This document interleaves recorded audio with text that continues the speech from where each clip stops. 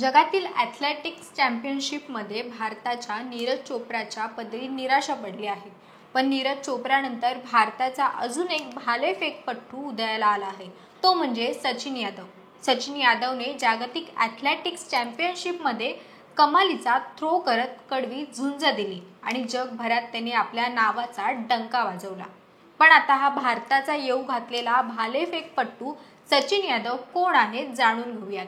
नमस्कार, मी मयुरी आणि आपण पाहतात मुंबई आउटलुक.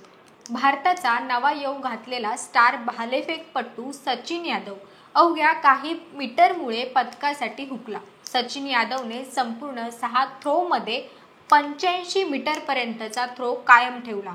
सचिन यादवने या 5 थ्रोमध्ये आजवरचे त्याचे सर्वोत्तम 3 थ्रो केले. सर्वात चांगला थ्रो हा 86.27 मीटरचा होता. सचिन यादव या थ्रोसह 4थ्या स्थानावर राहिला, तर नीरज चोप्राला 8व्या स्थानी समाधान मानावं लागलं. जागतिक ॲथलेटिक्स चॅम्पियनशिप 2025 मध्ये नीरज चोप्राने चांगली कामगिरी केली नाही, परंतु बागापतीमधील खेकरा येथील सचिन यादवने चमकदार कामगिरी केली. 25 वर्षीय सचिनने टोकियो चॅम्पियनशिपमध्ये पहिल्याच प्रयत्नात 86.27 मीटरचा कारकिर्दीतील सर्वोत्तम थ्रो नोंदवला. त्याने त्याच्या 6 प्रयत्नांपैकी 4 प्रयत्नांमध्ये 84 मीटरपेक्षा जास्त थ्रो केला. सचिनने भारताला पदक मिळवून देऊ शकला नाही. नीरज चोप्रा मागे राहिलेल्या या स्पर्धेत सचिन यादवने कमालीचा थ्रो करत जगभरात आपल्या नावाचा डंका वाजवला. 2019 पर्यंत सचिन त्याच्या गावात टेनिस बॉल क्रिकेट खेळत असे. सरकारी नोकरीच्या परीक्षा उत्तीर्ण होण्यासाठी तो कोचिंग क्लासेसमध्ये जात असे. 6 फूट 4 इंच उंचीचा सचिन वेगवान गोलंदाज आणि फ्लोटर फलंदाज होता. टाइमपास म्हणून क्रिकेट खेळणारा सचिन आज कमालीचा भालेफेकपटू झाला आहे. स्थानिक भालेफेक प्रशिक्षक संदीप यादव यांनी सचिनची प्रतिभा पाहिली. संदीप यांनी सचिनला टेनिस बॉल क्रिकेट सामना खेळताना पाहिलं होतं.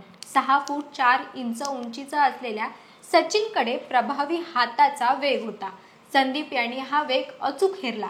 काही आठवड्यातच सचिन टेनिस बॉलऐवजी बांबूच्या भाल्याकडे वळला. सचिनला भालेफेक खेळण्याकरता त्याचे मन वळवण्यासाठी संदीप यांना खूप कष्ट घ्यावे लागले. संदीप खेकरा येथील एका खाजगी शाळेच्या मैदानावर भालेफेकासाठी प्रशिक्षण देत असे. तिथे सचिनने बांबूच्या भालेफेकीने पहिला भालेफेक केला. सचिनने याबद्दल म्हटलं होतं की तो 57 मीटरचा तो थ्रो होता आणि संदीप सरांनी मला सांगितलं की हे उत्तम सुरुवात आहे. पुढील 2 वर्ष सचिनने शाळेच्या मैदानावर प्रशिक्षण घेतलं.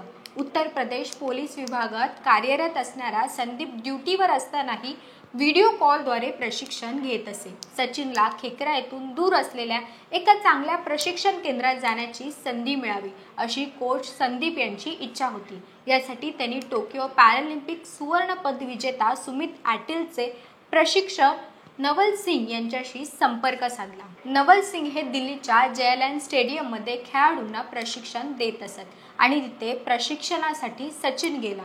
मग त्याचा भालेफेकपटू म्हणून प्रवास सुरू झाला.